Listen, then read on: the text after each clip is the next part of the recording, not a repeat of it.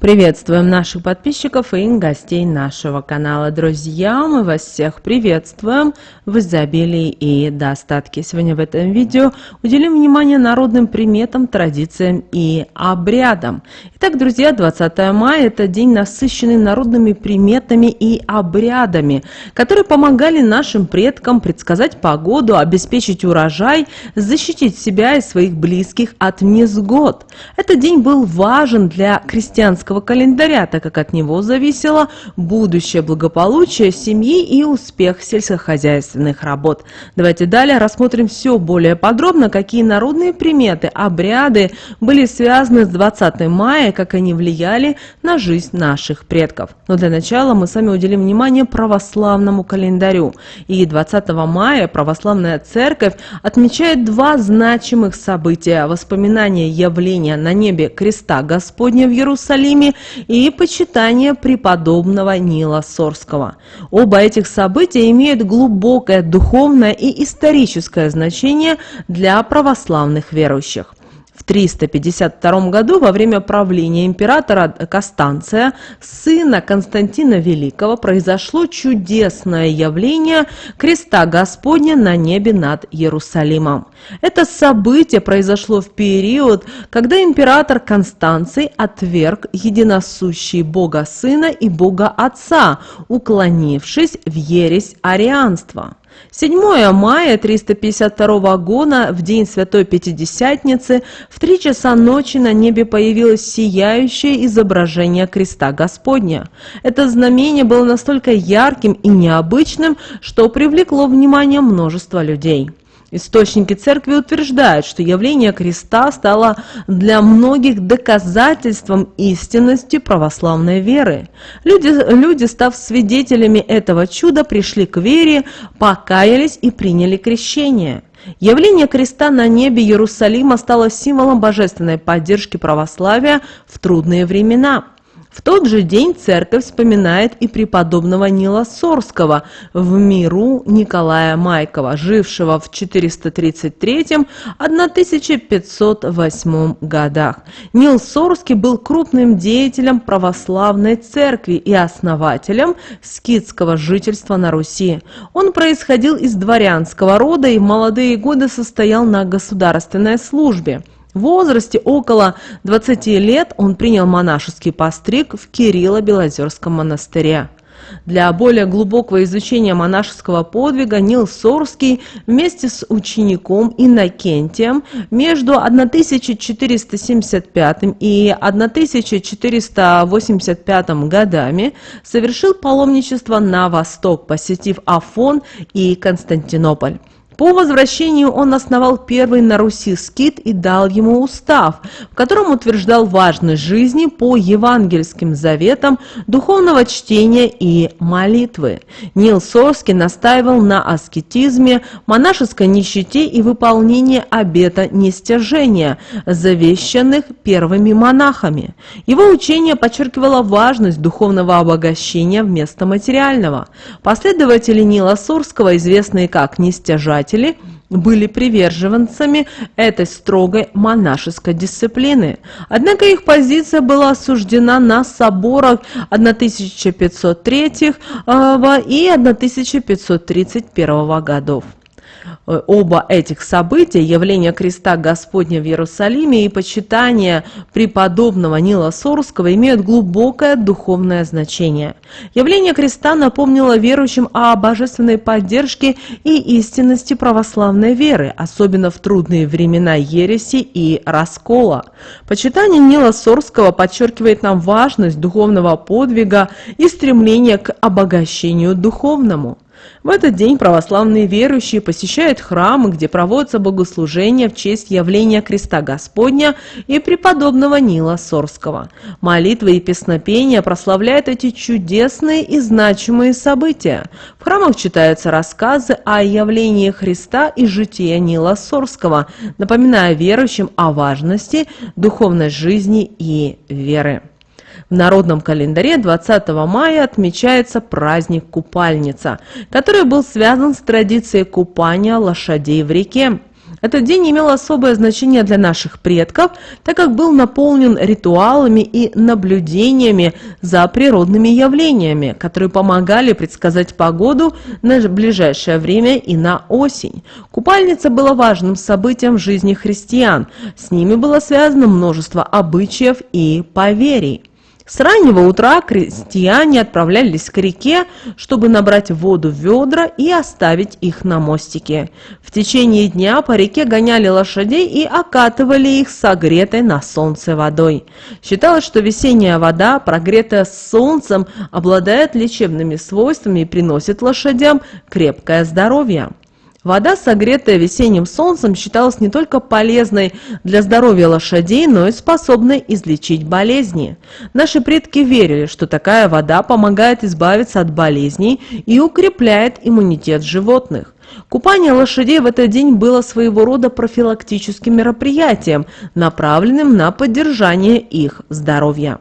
На Руси лошади всегда ценились очень высоко. Они были не только основным средством передвижения и помощниками в сельскохозяйственных работах, но и символами удачи и благополучия.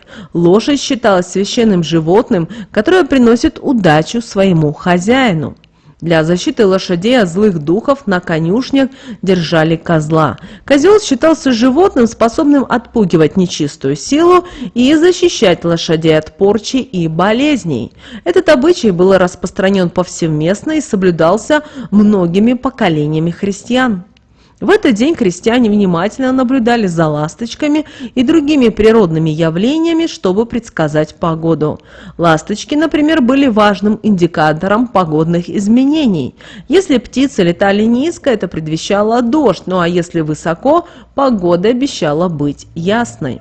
Также наблюдения за природой в день купальницы помогали определить погоду на сентябрь. Считалось, что если 20 мая будет солнечным и теплым, то и осень будет долгой и приятной. Такие наблюдения и приметы помогали крестьянам подготовиться к предстоящим сезонам и планировать сельскохозяйственные работы. 20 мая – это день, когда наши предки особенно внимательно наблюдали за природой и погодными явлениями. От этих наблюдений зависело их ближайшее будущее и благополучие семей. Народные приметы и знаки, подмеченные в этот день, помогали крестьянам определять лучшие сроки для посевных работ и предсказывать погодные условия на ближайшие дни. Если 20 мая начинал дуть западный или восточный ветер, это было знаком для крестьян, что пора приступать к посевным работам. Ветер играл важную роль в сельскохозяйственных делах. Западный ветер предвещал наступление теплых и влажных дней, что создавало идеальные условия для посева. Восточный ветер также сигнализировал о благоприятных погодных условиях, но с меньшей влажностью, что также подходило для посевных работ. Начало посевных работ это вовремя было ключом к хорошему урожаю, а задержка могла привести к тому, что растения не успевали развиваться до наступления холодов, что негативно сказывалось на урожае. Утром 20 мая крестьяне боялись увидеть радугу, так как это сулило сильные дожди. Полукруг на небе был предупреждением, что день будет дождливым, и любые работы на полях придется отложить. Вечерняя радуга, напротив, считалась хорошим знаком. Она обещала ясную и хорошую погоду на следующий день. Это давало крестьянам уверенность в том, что они смогут спокойно работать в поле без опасений за урожай. Если вечером вокруг Луны появилось кольцо, это было явным знаком, что следует ожидать ветра.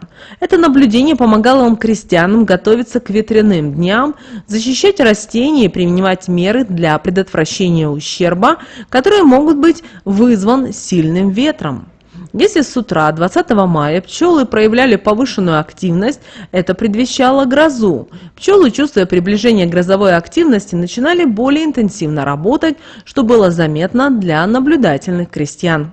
Если муравьи крутились под ногами, это было явным признаком того, что в ближайшие дни наступит жара. Муравьи, реагируя на изменение температуры, начинали активно перемещаться, и их поведение служило надежным индикатором для крестьян. Сегодня многие из этих народных примет и наблюдений могут показаться архаичными, но они отражают глубокую связь наших предков с природой и их способность замечать и интерпретировать природные явления. 20 мая этот день был и овеянный мистикой и народными приметами. Считается, что в этот день открывается портал между мирами, и границы между реальностью и потусторонним миром становятся тоньше. И, соответственно, это дает уникальную возможность использовать магическую энергию для улучшения своей жизни. Поэтому воспользуйтесь следующими обрядами, чтобы привлечь удачу, любовь и здоровье. Итак, первый обряд на привлечение любви. 20 мая напишите на бумаге пожелания касательно любви. После этого сверните бумагу трубочкой и закопайте под молодым деревом. Далее полейте место посадки и произнесите, как это дерево будет расти и крепнуть, так и моя любовь будет расти и крепчать. Этот обряд помогает привлечь истинную любовь и укрепить отношения. Следующий обряд – обряд на здоровье. Итак, 20 мая соберите букет из 7 разных трав, засушите его и повесьте над кроватью. Каждый день перед сном вдыхайте аромат трав и думайте в этот момент о своем здоровье. Травы, собранные в этот день, 20 мая, обладают особой целебной силой и помогают укрепить здоровье. Также в этот день вы можете провести и обряд на удачу. Зажгите свечу и прочитайте любую молитву. Далее дайте свече, главное, догореть до конца, а оставшийся воск заверните в бумагу и носите с собой как талисман. Этот обряд привлечет удачу и поможет вам в достижении поставленных целей. Также в этот день вы можете провести обряд на богатство. Для этого наберите в миску воды и бросьте в нее несколько монет. Далее умойтесь этой водой лицо и скажите: как вода утекает, так и деньги ко мне притекают. Этот обряд поможет привлечь вам финансовое благополучие и улучшить ваше материальное состояние. Также в этот день вы можете провести и обряд на защиту от зла. Для этого начертите на двери возле своего дома крест мелом. Далее прочитайте молитву, это молитва «Отче наш», и попросите защиты от зла. Именно такой вот обряд создаст защитный барьер вокруг вашего дома и убережет его от негативных влияний. Вы знаете, 20 мая – это день, насыщенный народными традициями и верованиями. В этот день важно придерживаться определенных правил и ритуалов, чтобы обеспечить себе и своим близким благополучие и удачу. Рассмотрим, что же можно делать 20 мая и какие традиции, народные приметы связаны с этим днем. 20 мая желательно пребывать в приподнятом и легком настроении. Считается, что позитивное настроение в этот день способствует привлечению удачи и благополучия. Старайтесь окружать себя только приятными людьми и занятиями, которые приносят радость и удовольствие. Также важно в этот день контролировать свои мысли и эмоции, не допуская негатива. Негативные мысли могут притягивать неприятности, поэтому старайтесь оставаться позитивными и оптимистичными. Медитация, йога и другие практики помогут вам обязательно в этом. Также считается, что сновидения, приснившиеся в ночь на 20 мая, всегда вещие. Они могут указать на препятствия и затруднения в делах, а также показать способы их преодоления. Поэтому постарайтесь запомнить этот свой сон и постарайтесь проанализировать его значение. Теперь давайте поговорим о том, что же нельзя делать 20 мая и почему эти запреты были так важны для наших предков. 20 мая категорически запрещалось мыть кобыл и жеребцов простой водой. Наши предки верили, что такая вода может навредить животным, сделать их уязвимыми к болезням. Вместо этого использовали водичку, согретую на солнце, которая считалась целебной и приносила лошадям здоровье и силу. Умываться ранним утром в этот день также считалось неправильным. Гигиеническую процедуру следовало перенести на полдень, когда вода, выставленная с самого утра на улицу, напитается солнечными лучами. Вода, нагретая солнцем, обладала особой силой и могла очистить и укрепить организм. Особое внимание уделялось и купанию младенцам, которым еще не исполнился год. Эта процедура должна была проводить только мать, и делать это нужно было в полном одиночестве, чтобы никто не видел процесс купания. Считалось, что только родные руки могут подарить ребенку силу, здоровье и счастье. Другие члены семьи, сами того не желая, могли нарушить спокойствие малыша, сделав его капризным и беспокойным. 20 мая не рекомендовалось и гадать на игральных картах. Народные приметы утверждали, что предсказания в этот день могут принести горести и разочарования, а также стать причиной судьбоносных перемен к худшему. Вероятно, это связано с тем, что купальница считалась днем особой энергетической активности, когда любые вмешательства в судьбу могли обернуться непредсказуемыми последствиями. В этот день также не следовало сеять свои семена. Считалось, что они не дадут всходов. В народе верили, что для посева лучше использовать семена, взятые у других, поскольку свои семена могли не прорасти из-за особой энергетики дня. Этот запрет также связан с традицией обмена семенами между соседями, что способствовало укреплению связей и взаимопомощи. 20 мая строго запрещалось ругаться и употреблять бранные слова. Нарушителям грозила кара в виде нечистой силы, которая могла поселиться в душах таких людей. Ругательство, негативная речь привлекали злых духов, что могло привести к различным бедам и несчастьям. Считалось, что в этот день особенно важно сохранять чистоту мысли и речи, чтобы не навредить себе и своим близким. Сплетни, лицемерие и ложь были строго запрещены 20 мая. Наши предки знали, что такие действия приведут к неурядицам и изменят жизнь к худшему. Ложь и лицемерие нарушали гармонию и порядок в жизни, привлекая негативные события и неудачи. 20 мая также нельзя было брать в руки колющие предметы и баловаться с огнем. Жизнь нарушителей таких запретов была на волоске от беды. Колющие предметы могли привести к ранениям и к несчастным случаям, а игра с огнем к пожарам и другим бедам. В этот день особое внимание уделялось безопасности, чтобы избежать несчастий. Важным было также сохранять спокойствие и гармонию в семье и в отношениях с окружающими. Поэтому ссоры и конфликты могли привести к длительным негативным последствиям. Поэтому в этот день следовало проявлять терпение и понимание. Вот такой, друзья, у нас с вами день 20 мая по народным приметам, традициям и обрядам.